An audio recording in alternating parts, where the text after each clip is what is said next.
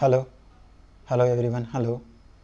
Okay, अगर मेरी voice आप लोगों तक क्लियर पहुंच रही होगी तो प्लीज़ टाइप करें, यस टाइप करें। Okay, thank you for your response.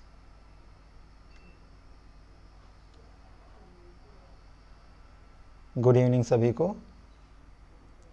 Zoology BSc first year की इस क्लास में आप सभी का स्वागत है।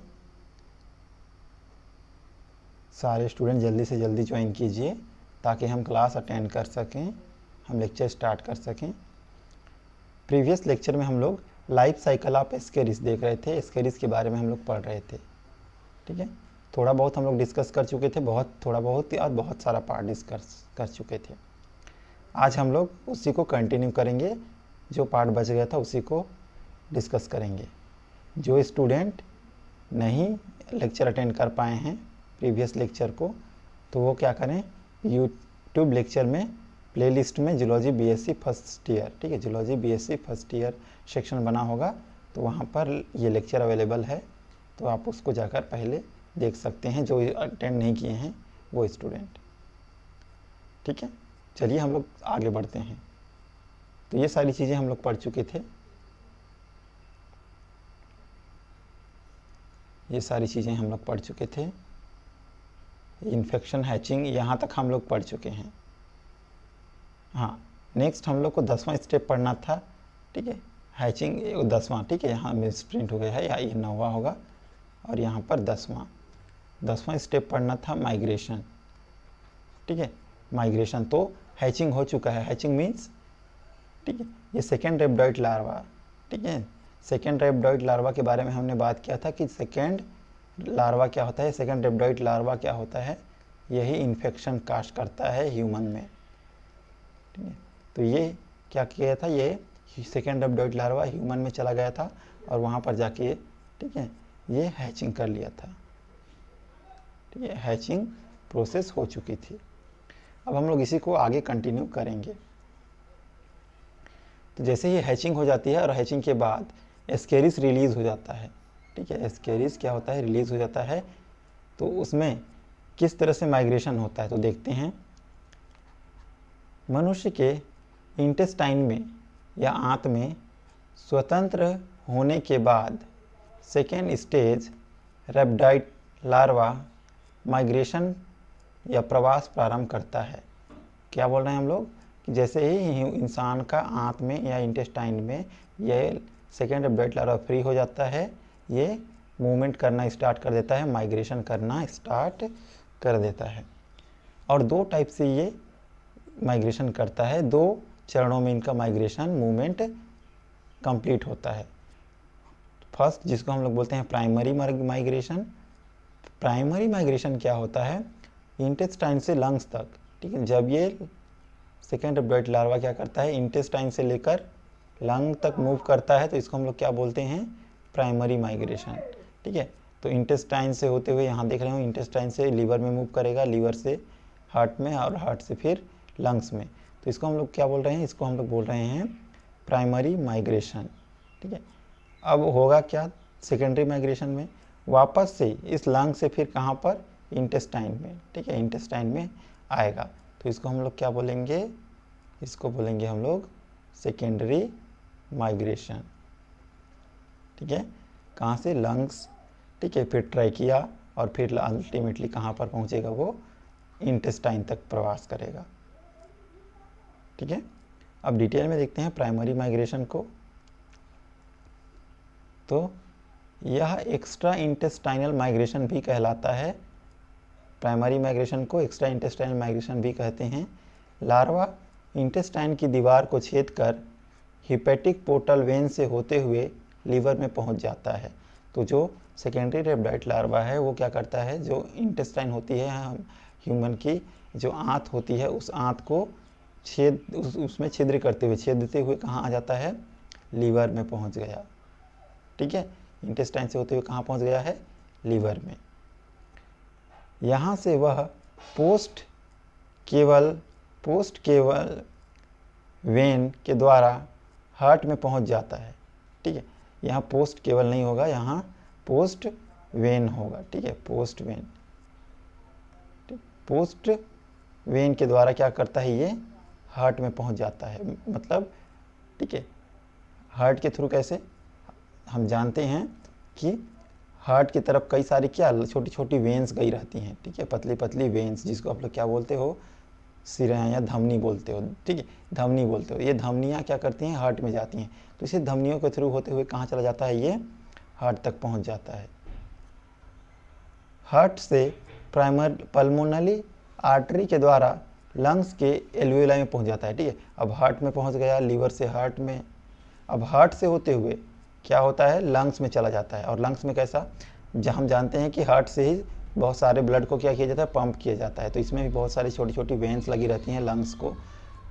तो इसी लंग्स के थ्रू, ये हार्ट के थ्रू, सॉरी इसी वेन के थ्रू छोटी छोटी पाइप, जिसको आप धमनी बोलते हो ना, इसी धमनी के थ्रू होते हुए ये लंग्स तक पहुंच जाती है। और लंग्स में कहाँ, एल्वियोलाई में, ठीक है, एल्वियोलाई में पहुंच जाते हैं। और एल्वियोलाई में 6 दिनों तक विश्राम करता है, ठीक है। एल्वियोलाई में कितने दिन तक, 6 दिनों तक यहाँ पर रेस्ट करता है। और उसके बाद यहाँ पर सेकेंड मोल्टिंग होती है। एल्वियोलाई में क्या होता है, सेकेंड मोल्टिंग होता है, जिससे वह थर्ड स्टेज लार्वा में बदल जाता है। तो कितने दिन तक रेस्ट करेगा, 6 दिन तक एल्वियोलाई में रेस्ट करेगा, और वहाँ पर इसकी मोल्टिंग होगी, तो जिससे सेकेंडरी रेप्डॉइड लार्वा क्या होगा, थर्ड स्टेज लार्वा में कन्वर्ट हो जाता है, ठीक है। तो ये प्राइमरी माइग्रेशन में होता है। अब 4 दिन के बाद क्या होता है, ये जो थर्ड स्टेज लार्वा होता है, जो ये क्या करता है, इसमें से फिर से मोल्टिंग होती है, ठीक है, फिर से क्या होती है, इसमें मोल्टिंग होती है, और वह चौथे स्टेज लार्वा या फोर्थ स्टेज लार्वा में कन्वर्ट हो जाती है, ठीक है। थर्ड स्टेज लार्वा में मोल्टिंग हुआ तो वो फोर्थ स्टेज लार्वा में कन्वर्ट हो गया। अब इसकी लंबाई 2 से 3 मिलीमीटर हो जाता है। अब इसकी लंबाई कितनी हो जाता है, 2 से 3 मिलीमीटर, ठीक है। मैं इसको इरेज कर देता हूँ। हाँ, इसकी लंबाई बढ़कर 2 से 3 मिलीमीटर हो जाती है। प्राइमरी माइग्रेशन यहाँ पर पूर्ण हो जाता है, ठीक है। यहाँ पर क्या होगा, प्राइमरी माइग्रेशन इस तरह से कंप्लीट हो जाता है। तो कहाँ से कहाँ, इंटेस्टाइन से लीवर, लीवर से हार्ट, और हार्ट से लंग। तो ये माइग्रेशन क्या कहला रहा है, ये प्राइमरी माइग्रेशन कहला रहा है, ठीक है। अब हम लोग देखेंगे सेकेंडरी माइग्रेशन, जिसमें क्या होगा, लंग से वापस इंटेस्टाइन में आया जाएगा। सेकेंडरी माइग्रेशन में यहाँ पर फोर्थ स्टेज लार्वा बन चुका है। तो ये फोर्थ स्टेज लार्वा क्या होता है, लंग्स के एल्वियोलस को छोड़कर श्वास नली या ट्रैकिया से होते हुए फायरिंग्स में पहुँच जाते हैं, जहाँ से नीचे जाकर आहार नाल में पहुँच जाते हैं। तो कहाँ से कहाँ, लंग से होते हुए वापस से कहाँ मूव करेंगे, लंग से होते हुए एल्वियोलाई, और एल्वियोलाई के थ्रू, ठीक है, बहुत सारे श्वास नली हमारी लंग्स में जाते हैं, तो उनके थ्रू होते हुए कहाँ पर पहुँच गए, ट्रैकिया से होते हुए फायरिंग्स में, ठीक है। फायरिंग्स एक इंपॉर्टेंट स्ट्रक्चर है, वहाँ पर पहुँच गए, और वहाँ से एलिमेंट्री कैनाल में पहुँच गए। मैं आगे एक्सप्लेन करूँगा एक डायग्राम में कैसे मूव हो रहे हैं, ठीक है। और जैसे फायरिंग्स में पहुँचने के बाद फिर ये क्या हुए, इंटेस्टाइन में पहुँच जाएंगे। अंत में इंटेस्टाइन में पहुँचने के बाद फोर्थ स्टेज लार्वा, फोर्थ या फाइनल मोल्टिंग होता है, और वह एडल्ट में बदल जाता है, ठीक है। और इस तरह से सेकेंडरी माइग्रेशन कंप्लीट हो जाता है, पूर्ण हो जाता है। तो देख रहे हो यहाँ जो फोर्थ स्टेज लार्वा था वो किस में कन्वर्ट हो गया, एडल्ट में कन्वर्ट हो गया। तो कितनी बार मोल्टिंग हुई, तो सेकेंड, ठीक है, सेकेंड लार्वा, फिर थर्ड लार्वा बना, फिर फोर्थ लार्वा, और अंत में एडल्ट, ठीक है। तो इतने सारे मोल्टिंग के प्रोसेस हुए। 8 से 10 सप्ताह में सेक्सुअल मैच्योरिटी प्राप्त कर प्रजनन प्रारंभ करने लगता है, जीवन चक्र पूर्ण हो जाता है। तो लास्ट में 8 से 10 सप्ताह बाद क्या होता है, आंत इंटेस्टाइन में ये रहते हैं इंसान के, और उसके बाद इनमें सेक्सुअल आर्गन का या फिर सेक्सुअल रिप्रोडक्टिव आर्गन का डेवलपमेंट होने लगता है, और इस तरह से इसका लाइफ साइकिल कंप्लीट हो जाता है, और वो प्रजनन करने लगते हैं। तो यहाँ देखिए, लंग से वापस ट्रैकिया, ट्रैकिया से वापस इंटेस्टाइन, ठीक है। तो ये था primary migration and secondary migration. Primary और सेकेंडरी माइग्रेशन के अलावा एक तरह का और माइग्रेशन देखने को मिलता है, उसको हम लोग क्या बोलते हैं, एबरेंट माइग्रेशन बोलते हैं। ये एक अलग टाइप से है, ठीक है, अलग टाइप का माइग्रेशन है। ये एक तरह से एबनॉर्मल टाइप का माइग्रेशन है। तो इस एबरेंट माइग्रेशन क्या होता है, इसको देखते हैं।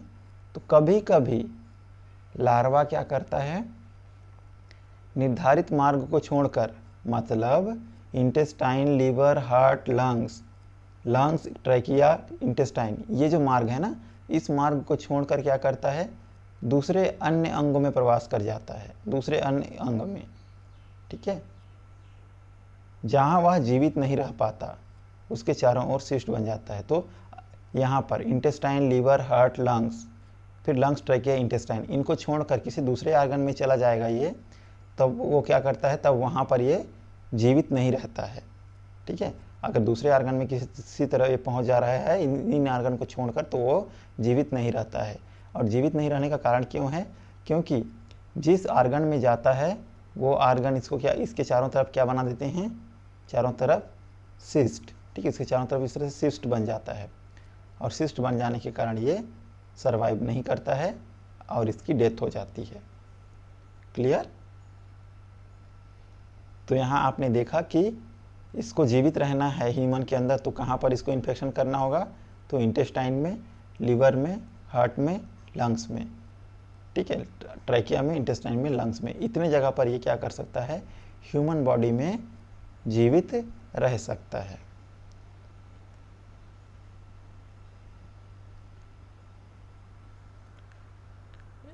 ओके, एक स्लाइड कहाँ चली गई, मैं उस स्लाइड को भी एक्सप्लेन करूँगा, 1 मिनट।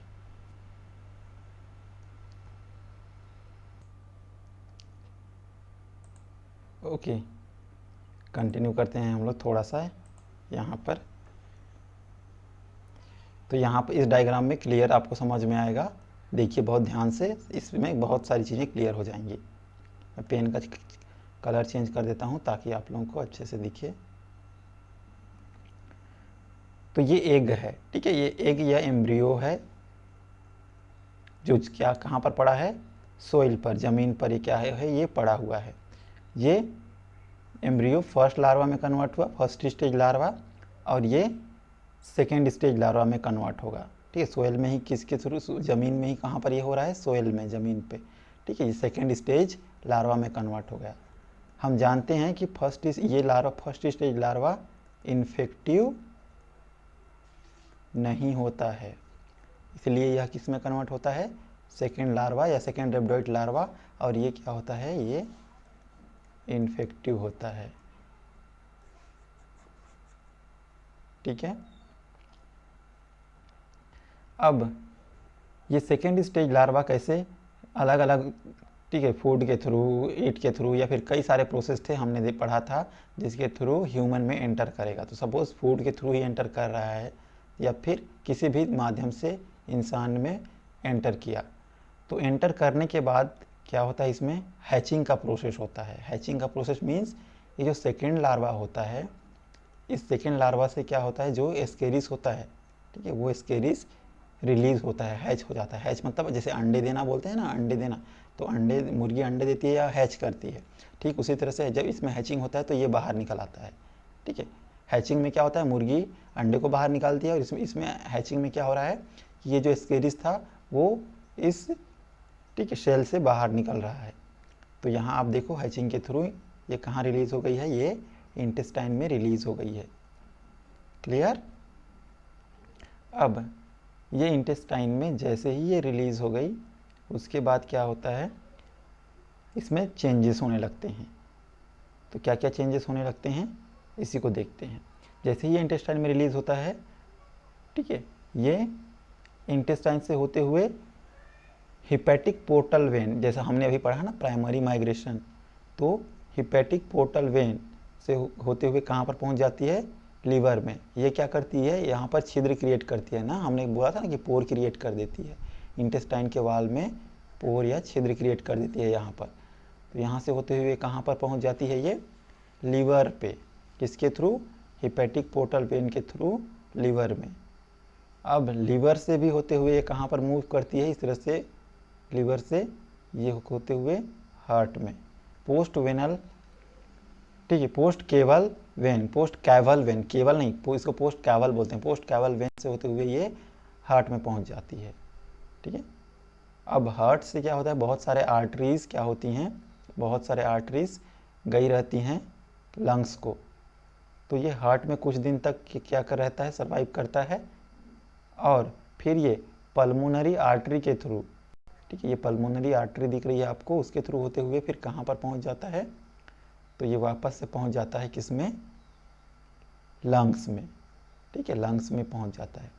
अब लंग्स में थर्ड स्टेज लार्वा का मोल्टिंग होता है और फोर्थ स्टेज लार्वा, मतलब थर्ड स्टेज लार्वा बनते हैं और फोर्थ स्टेज लार्वा इसी लंग्स में बनते हैं।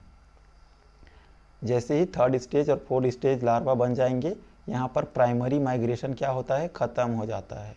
ठीक है, कहाँ से कहाँ तक का, इंटेस्टाइन से लीवर, लीवर से हार्ट, हार्ट से फिर लंग्स में, इतने तक का मूवमेंट को हम लोग क्या बोलते हैं, प्राइमरी माइग्रेशन, यहाँ कंप्लीट। अब वापस ये किस में चला जाता है, इंटेस्टाइन में। क्लियर, वापस से लंग से होते हुए कहाँ चला जाता है, इंटेस्टाइन में, तो इसको हम लोग क्या बोलते हैं, सेकेंडरी माइग्रेशन। तो लंग्स से कहाँ तक, लंग्स से ट्रैकिया से होते हुए क्या है, ट्रैकिया है, ट्रैकिया है, तो लंग्स से किस में, ट्रैकिया, और ट्रैकिया से वापस इंटेस्टाइन, तो इसको हम लोग क्या बोले, इसको हमने बोला सेकेंडरी माइग्रेशन। तो आपको फर्स्ट प्राइमरी माइग्रेशन और सेकेंडरी माइग्रेशन यहाँ समझ में आ गया होगा कि कहाँ से कहाँ तक। नेक्स्ट स्टेप में क्या होता है, जैसे ही ये इंटेस्टाइन फोर्थ स्टेज लार्वा यहाँ पर पहुँच जाता है, फोर्थ स्टेज लार्वा क्या करता है, यंग एक्सकेरिस में चेंज हो जाता है, फिर यहाँ पर इसकी मोल्टिंग होगी, तो फिर ये किस में, यंग, या इसी को हम लोग क्या बोल रहे थे, एडल्ट स्केरिस में चेंज हो जाता है। अब एडल्ट स्केरिस क्या हो सकता है, वो मेल भी हो सकता है और फीमेल भी हो सकता है। ठीक है, तो यहाँ पर ये देख सकते हो आप, एडल्ट मेल, फीमेल, और ये एडल्ट मेल। अब जो ये एडल्ट या यंग स्केरिस बन चुके हैं, एडल्ट मेल और फीमेल बन चुके हैं, इनके बीच में क्या होता है, इनके बीच में होता है मैटिंग। ठीक है, इनके बीच में क्या होता है, मैटिंग, और मैटिंग से क्या करते हैं, ये बहुत सारे एग रिलीज करते हैं या अंडे रिलीज करते हैं, यहाँ आप देख सकते हो बहुत सारे एग। ठीक है, ये एग क्या होता है, इंटेस्टाइन में रिलीज होने के बाद इस एग को इंसान क्या करता है, ठीक है, मल के द्वारा क्या करता है, मल त्यागता है। तो बहुत सारे इंसान क्या करते हैं, आज भी शौचालय का यूज नहीं करते हैं, तो ये मल कहाँ पे आ जाता है, ज़मीन पर, ठीक, सोइल पर आ जाता है, सोइल पर, मिट्टी पर, और फिर ये दोबारा से ये प्रोसेस चलता है। ठीक है, और इस तरह से एस्केरिस की लाइफ साइकिल चलती है। क्लियर, तो ये क्या हो गया, क्या पढ़ा हमने, लाइफ साइकिल ऑफ एस्केरिस। तो यहाँ से एस्केरिस टाइप स्टडी या लाइफ साइकिल कंप्लीट होता है, यहाँ फिनिश होता है। किस किस टाइप के क्वेश्चन बनते हैं, तो यहाँ देखो लॉन्ग नोट बनते हैं किस टाइप से, explain the process of cleavage in Ascaris, तो एस्केरिस में क्लीवेज को क्या कीजिए, एक्सप्लेन कीजिए। शार्ट नोट में इस तरह से, राइट शार्ट नोट ऑन, तो रेप्टाइड लार्वा, तो अलग अलग रेप्टाइड लार्वा है ना, तो उनके बारे में शार्ट नोट लिखिए। या फिर आता है, ठीक है, migration in larva of Ascaris, Ascaris के लार्वा में माइग्रेशन को शार्ट नोट लिखिए इस टाइप से। और फिर से लॉन्ग नोट में क्या आता है, describe the life cycle of ascaris, और लॉन्ग नोट में ही draw label diagram of the life cycle of ascaris. ठीक है, तो एस्केरिस से इस टाइप के क्वेश्चन बनते हैं। क्लियर, बुक की बात करें तो ये सारे बुक हम लोग फॉलो किए हैं, मैं कंटेंट बनाने के लिए ये सारी बुक हैं। देखते हैं, हमारे पास टाइम बचा हुआ है, और टाइम बचा होने के कारण क्या करते हैं, हम लोग दूसरा टॉपिक भी स्टार्ट कर देते हैं। क्योंकि टाइम बचा हुआ है तो हम दूसरा टॉपिक बिल्कुल स्टार्ट कर देते हैं। ओके, क्योंकि हमारे पास टाइम है इसलिए हम लोग, ठीक है, दूसरा टॉपिक भी स्टार्ट कर देते हैं, ताकि आगे कोई प्रॉब्लम ना हो, आगे हम लोग जल्दी कंप्लीट कर सकें। तो हम लोग स्टार्ट करते हैं फाइलम। फाइलम किसके बारे में, तो फाइलम आर्थ्रोपोडा, ठीक है, फाइलम आर्थ्रोपोडा के बारे में स्टार्ट करते हैं। इसके बारे में जनरल डिस्कशन हम लोग नहीं किए थे, तो इसके जनरल कैरेक्टर्स वगैरह को डिस्कस करते हैं।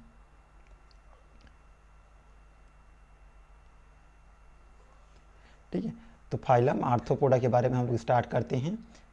इसमें इसके जो मेंबर पाए जाते हैं उसमें क्या होंगे, उसके जो अपेंडेज होंगे उसमें अपेंडेजेस क्या होते हैं, जॉइंट रहते हैं। ठीक है, जो इसके जो अपेंडेजेस होते हैं वो कैसे रहते हैं, जॉइंट रहते हैं। फाइलम आर्थ्रोपोडा की एक खास बात ये है कि ये सबसे बड़ा फाइलम है, इस चीज़ को याद रखना। तो जितने भी हम लोग फाइलम पढ़े हैं, ठीक है, पोरीफेरा हो, एनिलिडा हो, उन सब में से सबसे बड़ा फाइलम कौन सा होता है, तो सबसे बड़ा फाइलम होता है या लार्जेस्ट फाइलम, जिसको हम लोग बोलते हैं आर्थ्रोपोडा। चलिए इसके जनरल कैरेक्टर्स वगैरह को डिस्कस करते हैं। तो over 2/3 of named species on earth are arthropoda. तो क्या बोल रहे हैं, 2/3, ठीक है, पृथ्वी में जितने ज़्यादा ऑर्गेनिज्म अवेलेबल हैं, जितने सारे जीव जंतु प्रेजेंट हैं, उनमें से 2/3 मेंबर किसके होते हैं, तो 2/3 मेंबर होते हैं आर्थ्रोपोडा के। तो देख सकते हो कि आर्थ्रोपोडा कितना बड़ा फाइलम है। इसमें बहुत कीड़े मकोड़े से लेकर बहुत सारे, ठीक है, मेंढक, बहुत सारी चीज़ें आती हैं। ठीक है, तो आर्थ्रोपोडा में बहुत सारी चीज़ें इंक्लूड होती हैं। तो इसलिए हम लोग क्या बोल रहे हैं कि 1/3, वन थर्ड भी नहीं, 2/3, कितना, 2/3, 2/3 जितने भी एनिमल्स हैं वो किस फाइलम से बिलोंग करते हैं, आर्थ्रोपोडा से। तो इस धरती पर, इस पृथ्वी पर जितने भी आप एनिमल्स देख रहे होंगे उनमें 2/3 हिस्सा आर्थ्रोपोडा से बिलोंग करता है। एक्वेटिक कैसे हो सकते हैं, इस फाइलम के जो मेंबर होंगे कैसे हो सकते हैं, एक्वेटिक मीन्स पानी में भी पाए जा सकते हैं, और वो समुद्री वाटर में भी या फिर फ्रेश वाटर में भी पाए जा सकते हैं, या कैसे हो सकते हैं, स्थलीय हो सकते हैं, मतलब जलीय भी हो सकते हैं और स्थलीय भी हो सकते हैं। एक्वाटिक या टेरेस्ट्रियल दोनों हो सकते हैं। फ्री लिविंग भी हो सकते हैं, और कुछ क्या हो सकते हैं, पैरासाइट के रूप में रहते हैं। ठीक है, कुछ मेंबर फ्री लिविंग के फॉर्म में रहते हैं और कुछ मेंबर पैरासाइट के फॉर्म में दूसरे ऑर्गेनिज्म की बॉडी पर रहते हैं। ठीक है, बात करें आगे, तो ट्रिप्लोब्लास्टिक होते हैं। कैसे होते हैं इस ग्रुप के मेंबर, ट्रिप्लोब्लास्टिक। और ट्रिप्लोब्लास्टिक आप किसको बोलोगे, किसको बोलोगे ट्रिप्लोब्लास्टिक, बताइए। हमने पढ़ा है जिसमें 3 जर्म लेयर पाया जाएगा ना, कौन कौन सा, मेसोडर्म, एक्टोडर्म, एंडोडर्म। तो ये 3 लेयर पाए जाएंगे तो उसको हम लोग क्या बोलेंगे, ट्रिप्लोब्लास्टिक एनिमल्स। और सिमेट्री किस तरह से होती है इसमें, इस ग्रुप के जो मेंबर होते हैं इस फाइलम के, उसमें बाइलेटरल सिमेट्री पाई जाती है। ठीक है, बाइलेटरल सिमेट्री क्या होता है ये भी हम पढ़ चुके हैं कि आप, ठीक है, किसी एक पर्टिकुलर प्लेन से कटेंगे तो 2 बराबर हिस्सों में ये ब्रेक हो जाएंगे। बात करें बात करें बॉडी ऑर्गेनाइजेशन की, तो इसमें बॉडी ऑर्गेनाइजेशन किस लेवल की पाई जाती है, तो आर्गन सिस्टम, ठीक है, आर्गन सिस्टम लेवल की बॉडी ऑर्गेनाइजेशन पाई जाती है। क्लियर। और बॉडी, इसकी बात करें इनकी बॉडी की, तो बॉडी क्या होती है, मेटामेरिकली सेगमेंटेड होती है। ठीक है, बॉडी कैसी होती है, मेटामेरिकली सेगमेंटेड होती है, मतलब जो एक्सटर्नल और इंटरनल सेगमेंटेशन पाया जाता है वो दोनों एक दूसरे को क्या करते हैं, कॉम्प्लीमेंट करते हैं। इस तरह से एक्सटर्नल सेगमेंटेशन भी इसी तरह से और इंटरनल सेगमेंटेशन भी इसी तरह से होते हैं। ठीक है,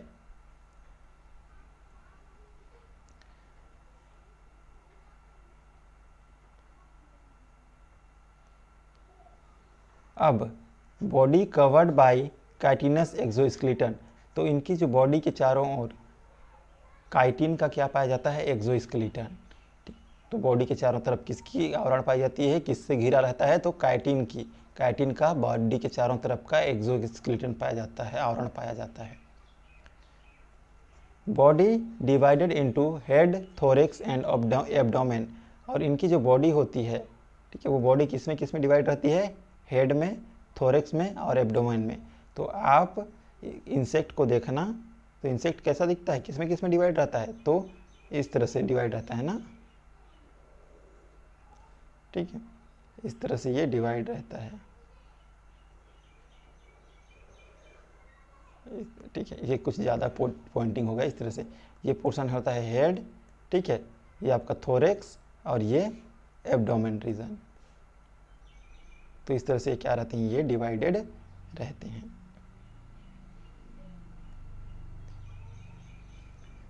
इन some head and thorax fuse to form cephalothorax. और कुछ में क्या रहता है, हेड और थोरेक्स, ठीक है, कुछ मेंबर्स में हेड और थोरेक्स दोनों फ्यूज रहते हैं और एक स्ट्रक्चर का फॉर्मेशन करते हैं जिसको हम लोग बोलते हैं सिफेलोथोरेक्स। तो सिफेलोथोरेक्स किसको बोलेंगे, जिसमें हेड और थोरेक्स क्या हों, जुड़े हुए हों, उसको हम लोग बोलेंगे cephalothorax. They have jointed appendages. हाँ, इनकी जो अपेंडिजेस होते हैं वो कैसे होते हैं, जॉइंट होते हैं। कैसे होते हैं, जॉइंट होते हैं। अपेंडिजेस आप ये पंख भी बोल सकते हो, कैसे होते हैं, जॉइंट होते हैं। ठीक है, अब जॉइंट कैसे, ठीक है, इस तरह से जॉइंट होते हैं ना, इस तरह से बाइफरगेटेड होते हैं, इस, ठीक है, इस तरह से जॉइंट होते हैं। क्लियर।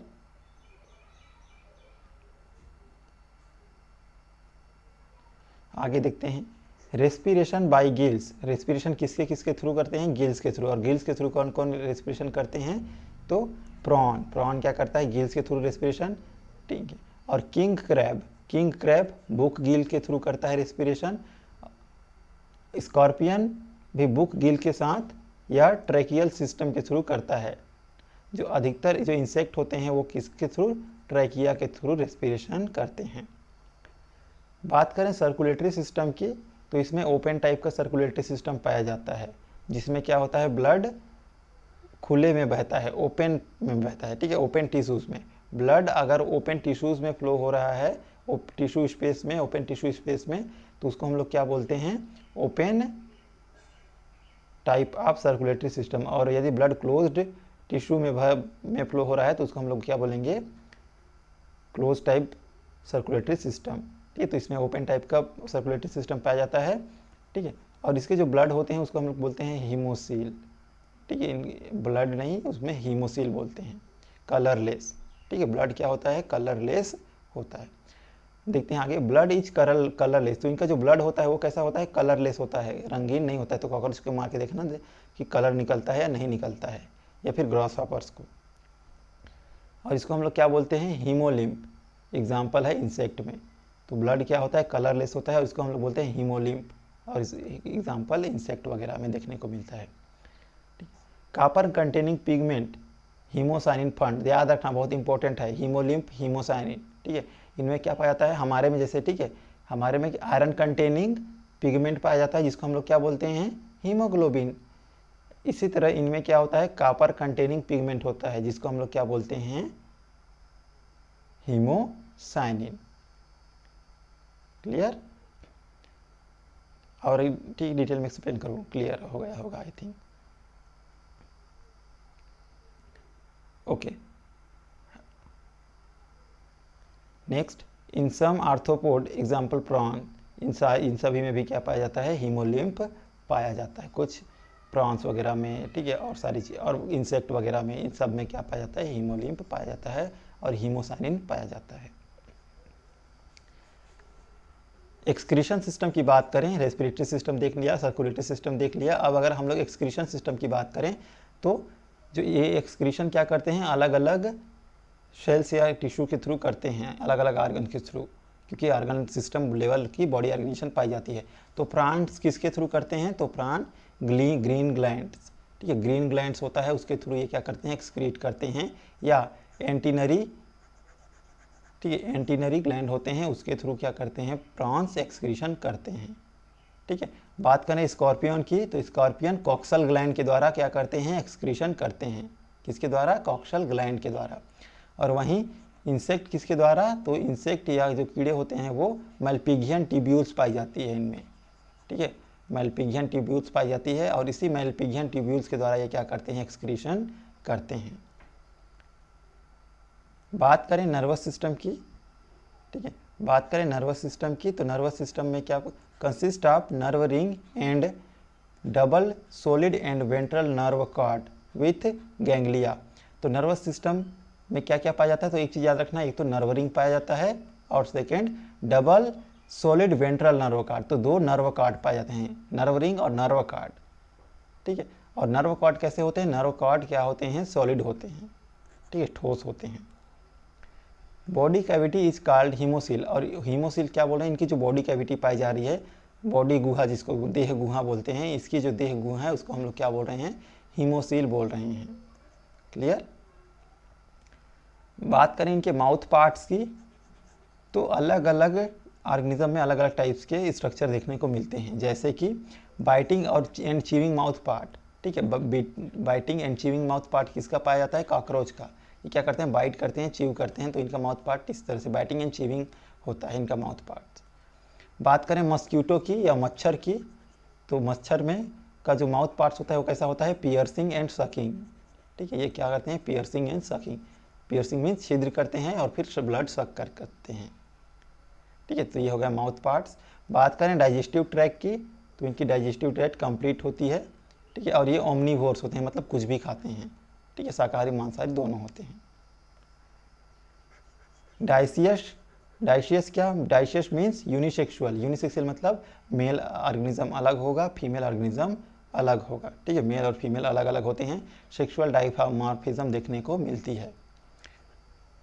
मोस्टली फर्टिलाइजेशन इंटरनल, तो अधिकतर ये इंटरनल फर्टिलाइजेशन करते हैं। अधिकतर जो इस मेंबर के ऑर्गेनिज्म होते हैं वो क्या करते हैं, उसमें आंतरिक या इंटरनल फर्टिलाइजेशन पाई जाती है। मोस्टली ओवीपैरस, अधिकतर क्या होते हैं, ओवीपैरस होते हैं। याद रखना, अधिकतर कैसे होते हैं, ओवीपैरस यानी अंडे देने वाले। डेवलपमेंट डायरेक्ट और इनडायरेक्ट, इनका जो डेवलपमेंट या विकास होता है वो कैसा होता है, डायरेक्ट भी होता है, हो सकता है, और इनडायरेक्ट भी हो सकता है। दोनों तरह के डेवलपमेंट देखने को मिलते हैं। ठीक है, इनडायरेक्ट डेवलपमेंट में अलग अलग लार्वा स्टेज, लार्वल स्टेज देखने को मिलते हैं, और इन लार्वा को हम लोग क्या बोलते हैं, नेप्लस, जोआ, मेटाजोआ। ठीक है, क्या क्या बोला जाता है, नाउप्लस, जोआ एंड मेटाजोआ, ये इसके लार्वा के नाम होते हैं इस मेंबर के। ठीक है, बात करें इंसेक्ट की, तो इंसेक्ट क्या करते हैं, स्पेशल केमिकल के थ्रू कम्युनिकेट करते हैं। स्पेशल केमिकल के थ्रू क्या करते हैं, आपस में कम्युनिकेट करते हैं। इसको हम लोग बोलते हैं फेरोमोन्स। ठीक है, फेरोमोन्स क्या होता है, फेरोमोन्स एक तरह का पदार्थ होता है। फेरोमोन्स क्या होता है, फेरोमोन्स एक तरह का क्या होता है, लिक्विड होता है, एक केमिकल्स होता है। आपने टीवी में ऐड देखा है फेरोमोन्स। ठीक है, फेरोमोन्स में क्या, वो जो स्प्रे आता है ना, डिओडिम का स्प्रे, तो उसमें क्या होता है, एक इंसान रहता है, एक आदमी रहता है, वो अपने बॉडी में क्या करता है, इस बॉडी स्प्रे लगाता है, फिर उसके चारों तरफ क्या करने लगती हैं। ठीक है, लड़कियां आपस में घूमने लगती हैं। तो इस तरह से क्या होता है, फेरोमोन्स एक तरह का केमिकल होता है जो अट्रैक्ट करता है।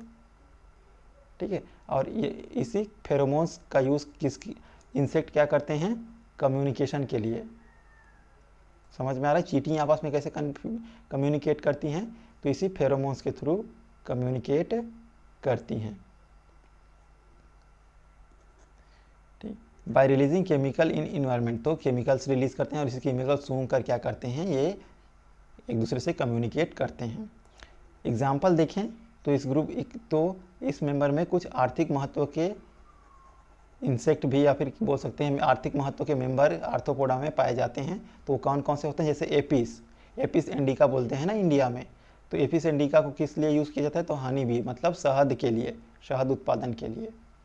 बॉम्बेक्स मोरी या बॉम्बेक्स, ठीक है, बॉम्बेक्स सिल्क वार्म, ठीक है, सिल्क वार्म इससे प्राप्त किया जाता है। लेसिफर लेका मतलब लेसिफर की जो स्पीशीज होंगी उससे लाख, ठीक है, लाख इंसेक्ट किया जाता है, लाख क्या किया जाता है, प्राप्त किया जाता है। तो लेसिफर क्या है, लैक का इंसेक्ट है। एपिस क्या है, हनी बी की मधुमक्खी है, और ठीक है, और बॉम्बिक्स क्या है, सिल्क वार्म की स्पीसीज है।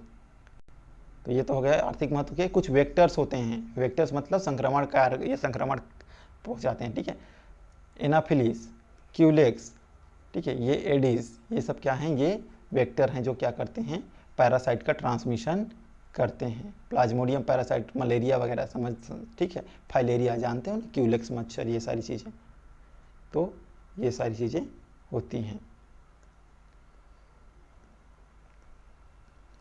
नेक्स्ट हम लोग देखते हैं कुछ और चीज़ें, सेकंड स्लाइड में कुछ और चीज़ें देखते हैं।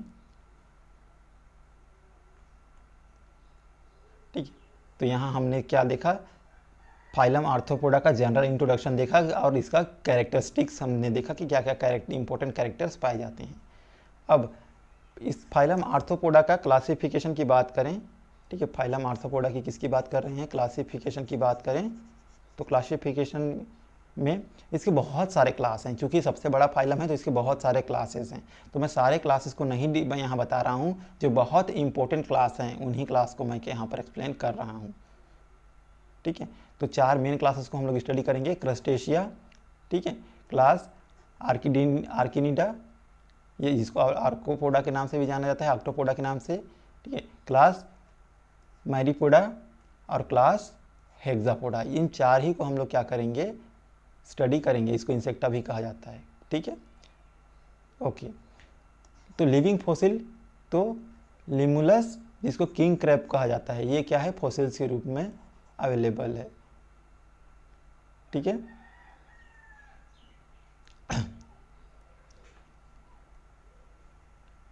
अब हम लोग देखते हैं अलग अलग क्लासेस के बारे में यहाँ पर। तो सबसे पहले मैं क्लास क्रस्टेशिया के बारे में बताऊंगा, ठीक है। तो बहुत सारे क्लास हैं, मैं एक बार भी बता रहा हूँ, बहुत सारे क्लास, इसमें से हम लोग केवल इंपॉर्टेंट 4 क्लास बहुत महत्वपूर्ण हैं, जो इन महत्वपूर्ण क्लास को मैं बता रहा हूँ। थोड़ा सा इसके जनरल कैरेक्टर्स देख रहे हैं। बात करें इसके कैरेक्टरिस्टिक्स की, तो एक जो एक्सोस्केलेटल होता है वो हार्ड होता है। एक्सोस्केलेटल कैसा होता है, हार्ड होता है, बहुत ही हार्ड स्ट्रक्चर होते हैं इनकी। और बॉडी क्या होती है, बॉडी डिवाइड रहती है सिफेलोथोरैक्स में और एब्डोमेन में। इनकी बॉडी किस में डिवाइड रहती है, सिफेलोथोरैक्स और एब्डोमेन में। बात करें एंटीना की, तो 2 पेयर में पाए जाते हैं। कितने पेयर में, 2 पेयर में एंटीना पाए जाते हैं, ठीक है। हेड में आप देखते होंगे इस तरह से 2 एंटीना निकले रहते हैं। रेस्पिरेशन, श्वसन गिल्स के थ्रू होता है, ठीक है।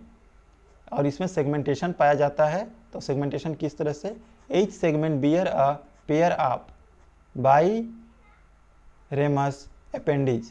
तो हर एक सेगमेंट में क्या होता है, बाईरेमस अपेंडिज होता है। अब ये बाईरेमस अपेंडिज क्या है, ठीक है। तो यहाँ पर थोड़ा सा देखना, तो सपोज करो ये इंसेक्ट है ना, सपोज ये इंसेक्ट है, तो इसमें क्या पाया जाता है, इस तरह से पंख पाए जाते हैं, विंग ना, इसी को हम लोग क्या बोल रहे हैं, अपेंडिजेस। तो ये क्या होते हैं, 2 में इस तरह से डिवाइड रहते हैं, इस तरह से, ठीक है। क्लियर, समझ में आ गया। तो ये बाइलोब हैं, इसको हम लोग क्या होंगे, रेमस। तो यहाँ पर देखो, ठीक है, each segment bear a biramous appendages, तो बाईरेमस अपेंडिजेस पाए जाते हैं। एक्सक्रीशन की बात करें तो एक्सक्रीशन किसके थ्रू करते हैं, ये ग्रीन ग्लैंड के थ्रू, ठीक है। इस मेंबर के जो सदस्य होते हैं वो एक्सक्रीशन ग्रीन ग्लैंड के द्वारा करते हैं। रेस्पिरेटरी पिगमेंट की बात करें तो अगेन इसमें हीमोसाइनिन रेस्पिरेटरी पिगमेंट के रूप में पाया जाता है। इनका डेवलपमेंट इनडायरेक्ट देखने को मिलता है, और इनमें जोआ, मेटाजोआ, नेपुलस लार्वा पाया जाता है, ठीक है। जोआ, मेटाजोआ और नेपुलस लार्वा इस क्लास में पाया जाता है, क्लास क्रस्टेशिया में।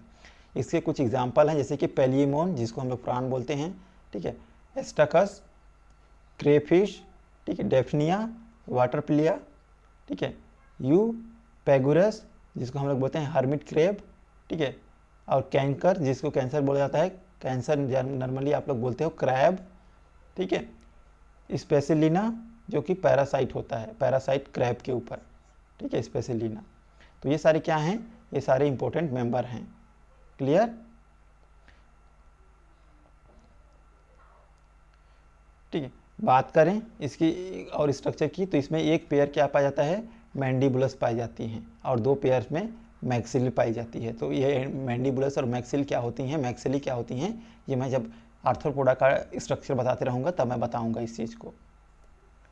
क्लियर, नेक्स्ट क्लास देखते हैं हम लोग, ठीक। नेक्स्ट क्लास है एरिकीडा, जिसको हम लोग बोलते हैं ऑक्टोपोडा। एरिकीडा या ऑक्टोपोडा मीन्स इसमें कितने पैर होंगे, पोडा मतलब पैर, तो कितने पैर, 8। कितने पैर होंगे टोटल, 8 पैर, ठीक है। तो इसमें क्या क्या पाया जाता है, सिफेलोथोरैक्स बियर। तो इनका जो सिफेलोथोरैक्स होता है उसमें क्या क्या पाया जाता है, एक पेयर क्या पाया जाता है, एक पेयर पाया जाता है सेली, जिसको हम लोग बोलते हैं सेलिसियर। एक पेयर क्या पाया जाता है, सेलिसियर पाया जाता है, और एक पेयर क्या पाया जाता है, पेडिपल्स पाए जाते हैं, और ठीक है, feeding and 4 pair of walking legs, ठीक है।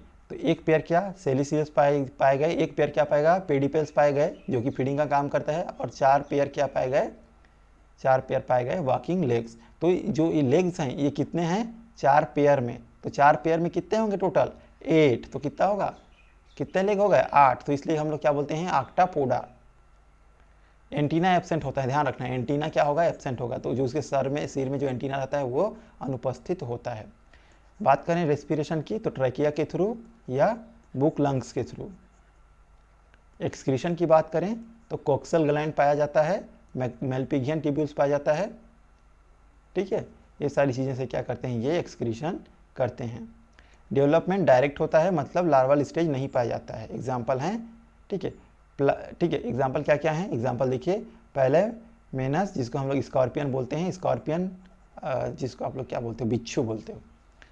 याद रखना स्कॉर्पियन वीवी पैरस होता है। अधिकतर क्या होते हैं आर्थ्रोपोडा के मेंबर ओवी पैरस होते हैं, लेकिन ये क्या होता है वीवी पैरस होता है। और ये क्या है लाइकोसा जिसको आप लोग बोलते हो स्पाइडर और टिक, ये इसके इंपॉर्टेंट मेंबर हैं किसके, आयरे कीड़ा के। अब हम लोग देखते हैं नेक्स्ट क्लास, ठीक है, मायरीपोडा। नेक्स्ट क्लास कौन सा है, मायरीपोडा। ये टेरेस्ट्रियल होते हैं, सबसे पहले स्थल में पाए जाते हैं। इनकी बॉडी लंबी होती है और ये कीड़े लाइक होते हैं, वर्म लाइक मतलब कीड़े के जैसा। हेड हैज़ 5 सेगमेंट, तो इनका जो सिर होता है वो 5 सेगमेंट में बटा होता है, और जो थोरिक्स होता है 4 सेगमेंट में बटा होता है, ठीक है। और एब्डोमेन 2 से 100 सेगमेंट में बटा होता है। तो याद रखना हेड 5 सेगमेंट में, थोरिक्स 4, और जो एब्डोमेन होता है वो 2 से लेकर 100 सेगमेंट में बटा हुआ हो सकता है। 2 से 100, 50, 10, 20 कुछ भी हो सकता है segmentation. On head 1 pair antenna, 1 pair, ठीक है, मैनिबल्स एंड 1 पेयर मैक्सिला। तो सिर में क्या क्या पाया जाता है, 1 पेयर एंटीना पाया जाता है, 1 जोड़ी मैंडिबल्स पाया जाता है, और 1 पेयर क्या पाया जाता है, मैक्सिला पाया जाता है। ये सारी चीज़ें स्ट्रक्चर क्या होती हैं मैं आगे जब आर्थ्रोपोडा पढ़ाऊंगा तब मैं डिटेल में बताऊंगा। Each abdominal segment with 2 pairs of leg, तो हर एक एब्डोमिनल सेगमेंट में कितने पेयर्स ऑफ लेग्स पाए जाते हैं, तो 2 पेयर ऑफ लेग पाया जाता है। Each thorax segment bear 1 pair of legs, और जो थोरिक्स सेक्शन है, थोरिक्स भाग है, उसमें 1 जोड़ी पैर पाए जाते हैं। बात करें रेस्पिरेशन की तो अगेन ट्रैकिया के थ्रू, उत्सर्जन या एक्सक्रीशन मेल्पिगियन ट्यूब्यूल के थ्रू करते हैं ये, और इसमें विकास डेवलपमेंट डायरेक्ट प्रकार का होता है, ठीक है। ये सारे क्या हैं इसके फीचर हैं, कुछ एग्जाम्पल हैं इसके, तो सेंटीपीड और मिलीपीड, ठीक है। सिलीपीड सेंट्रीपीड को हम लोग क्या बोलते हैं नॉर्मली, इसको हम लोग बोलते हैं 100 लेग्स, 100 लेग इसके, क्योंकि इसके 100 पैर पाए जाते हैं। और मिलीपीड्स को हम लोग बोलते हैं 1000 लेग, मतलब बहुत सारे पैर पाए जाते हैं। आप देखे हैं इस चीज़ को लाइफ में, ठीक है। ये सारे जो ऑर्गेनिज्म हैं इसे आपको देखे हुए हैं, बस पहचान नहीं रहे होंगे कि इसको सेंटीपीड बोलते हैं किसको मिलीपीड्स। तो ये था क्लास मैरीपेडा के बारे में। अब लास्ट क्लास के बारे में पढ़ते हैं इंसेक्टा के बारे में, जिसको हेक्सापोडा, जिसके 6 लेग होते हैं। Hexapoda means 6, octapoda means 8। तो ये भी हेड, थोरिक्स, एब्डोमेन में पाए, तीनों में विभक्त रहता है इनकी बॉडी। हेड बना, हेड भी पाया जाता है, थोरिक्स भी, अब एब्डोमेन, तीनों चीज़ें पाई जाती हैं। इनका जो हेड होता है उसमें 1 पेयर क्या क्या पाया जाता है, 1 पेयर एंटीना पाया जाएगा, 1 पेयर कंपाउंड आई, 1 पेयर क्या पाया जा रहे हैं, कंपाउंड आई, ठीक है। तो 2 आई 1 जोड़ा में, 1 पेयर में।